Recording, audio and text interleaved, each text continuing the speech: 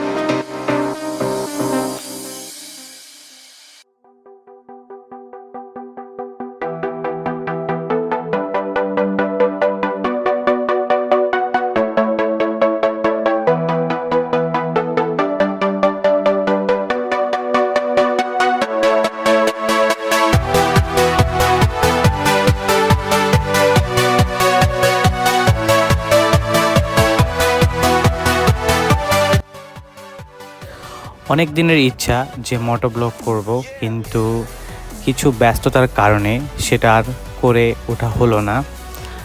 তাই চিন্তা করলাম যে যেহেতু নতুন বাইক নিয়ে নিলাম, সেহেতু মোটো ব্লগ করাই যায়। তাই বলতে গেলে আজ প্রস্তুতিমূলক এই মোটো ব্লগটা করছি।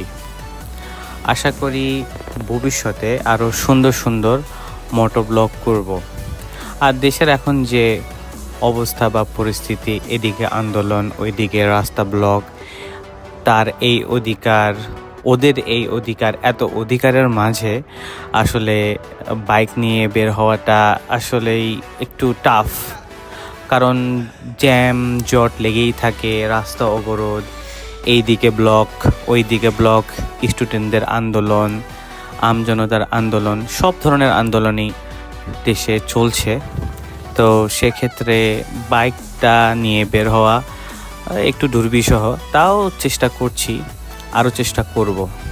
আশা করি সামনে দেশটা অনেক ভালো হবে বা একটা সুশাসন প্রতিষ্ঠিত হবে, তো তখন আরও বেশি বেশি আর মন খুলে ব্লগ করা যাবে। আর দেশের তো এখন সাময়িক অবস্থা খারাপ, সেটা সবাই জানেন। তো এই সাময়িক অবস্থাতেও ব্লগটা করার চেষ্টা করছি। আশা করি আপনাদের উৎসাহ পেলে আরও সুন্দর সুন্দর ব্লগ আনতে পারবো, নতুন নতুন জায়গায় ঘুরে বেড়াতে পারবো, আরও অনেক কিছু করতে পারবো। আর এখন যেহেতু দেশে অনেক ভালো ভালো সেগমেন্ট বা ভালো ভালো সিসির বাইক আসছে, আশা করি আমাদের ভবিষ্যৎ যে প্রশাসনটা আছে বা প্রশাসনিক কাঠামো বা ব্যবস্থা হবে, তারা রোড সেফটির উপরে আরও বেশি গুরুত্ব দিবে। তো সেক্ষেত্রে বাইক বলেন, গাড়ি বলেন, যে কোনো ধরনের যানবাহনই বলেন, রাস্তায় চালানো সেফ হবে। তো তখন আরও বেশি মোটো ব্লগ বা যে কোনো ধরনের ব্লগ করা যাবে।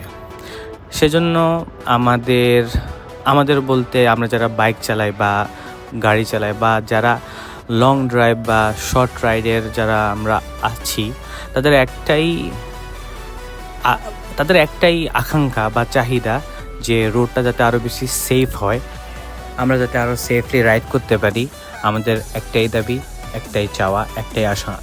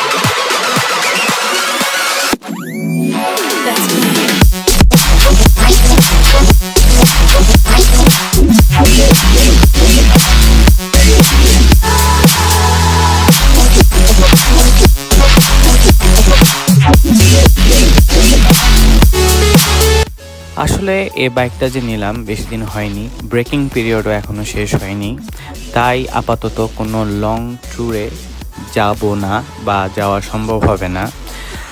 যত তাড়াতাড়ি ব্রেকিং পিরিয়ডটা শেষ হয়ে যায়, ঠিক তত তাড়াতাড়ি লং ট্যুর দেওয়া শুরু করব। আর বাংলাদেশের রোড ঘাট সম্পর্কে একটু জানছি, জ্ঞান নিচ্ছি, কীভাবে রাইড করলে সেফলি রাইড করতে পারবো সেগুলো শিখছি।